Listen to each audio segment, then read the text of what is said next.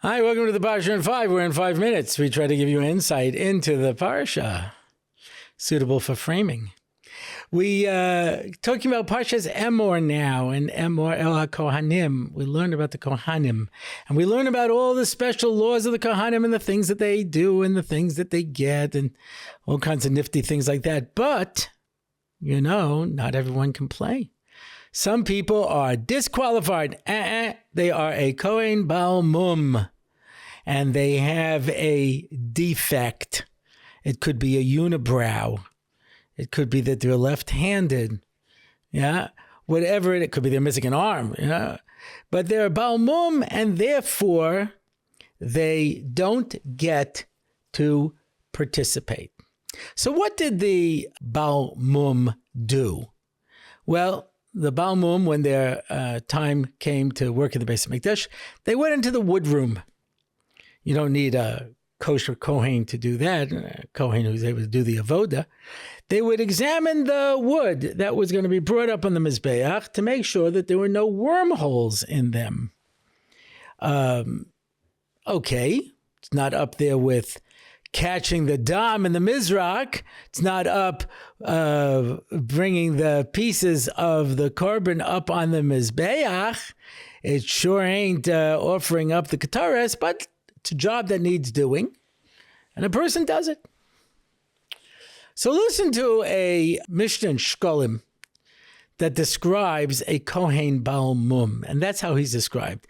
There was a Kohen Baal Mum, and he was working in the wood room, and he figured out where the Aron was hidden, because he noticed that one of the tiles were different from all of the other tiles. And he says, oh my gosh, I know where the Aron is hidden.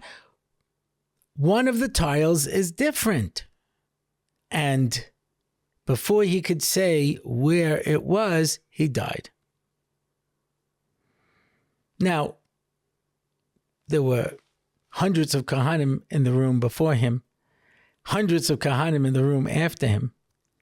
Nobody noticed the different tile?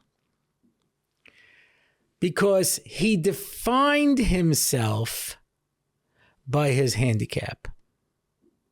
He was a Kohen Baal Mum. And he thinks to himself, yeah, I'm just a Baal Mum. I don't get to do the real avoda in the Beis HaMikdash.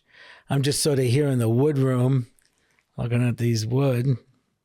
Yeah, because that's all I'm good for, because I'm a Kohen Baal Mum. It wasn't necessary to mention he was a Kohen Baal Mum. You could just have said he was a Kohen in the wood room. But he saw himself as different. And because of that, he saw everything as different. And he was the only one who noticed the one imperfection in the tile that was different from all the others. Because since I see myself as a Baal Mum, I see everything as a Baal Mum. And therefore, when you see yourself in a negative light, you thereby extend it to everybody around you. Hence the Chazal tell us, Kol ha-poisel b'mumo poisel. If I call someone an Eved, it's probably because I'm an Eved. If I call somebody an Amoritz, it's probably because I'm an Amoritz. It's my own defects that I project onto other people.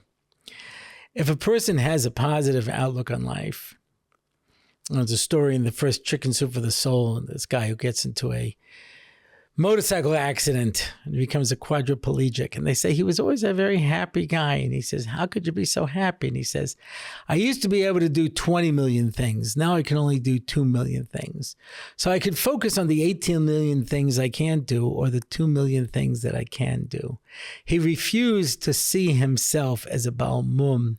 He saw himself as doing what he could with the abilities that he had. And so each one of us should celebrate our own koiches and greatness instead of focusing on where we fall short. Mirza Hashem. Everyone should have a good Shabbos.